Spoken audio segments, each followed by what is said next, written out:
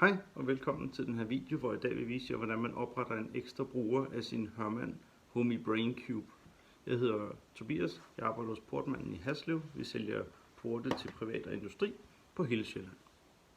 Man starter med at tage sin app, hvor jeg på det her tidspunkt har oprettet mine enheder. Jeg er selv som administrator, og så trykker man på her, ikonet op i venstre hjørne, og så derefter på tandhjulet i højre. Og så har jeg sådan en menu her. Så er der en, der hedder administrere bruger. Så trykker du på den. Så siger du tilføj bruger. Og så har du tre valgmuligheder. En administratoradgang, en Homey-adgang og en lille Homey. En lille Homey, det giver mig som administrator mulighed for at begrænse din adgang til udvalget af porte. Så hvis jeg har 10 porte på min cube, så kan jeg sige, at du kun får adgang til 5 af dem. Som Homey, der er du bare en underbruger.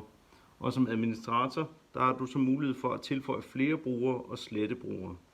Nu vil jeg tilføje en lille Homey og sige videre. Så skriver du her et brugernavn og en adgangskode 2 gange. Det her det kan ændres løbende. Så siger jeg gem. Nu har jeg oprettet mig som lille Homey. Det kunne være en hvilken som helst jeg oprettet her. Nu har jeg så mulighed for at gå ned som administrator og vælge begrænsninger.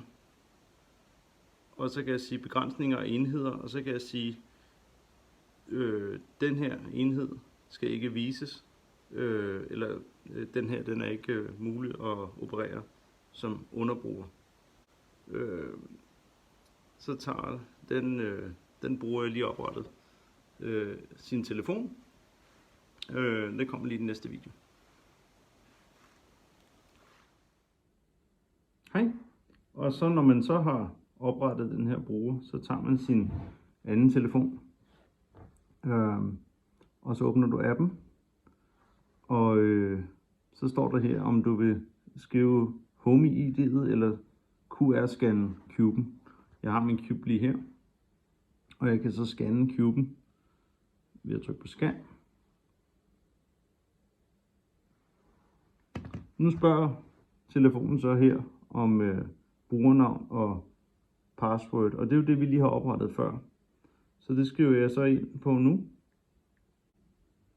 Nu har jeg så adgang til alle de enheder, som administratoren har givet mig lov til at bruge og kan betjene det. Jeg skal ikke gå ned og kode noget ekstra ind. På denne måde kan man oprette rigtig mange underbrugere, og der kan være hele husstanden kan få adgang til porten, eller den enhed, der nu er sat til Homey BrainCube. Ja, tak for i dag.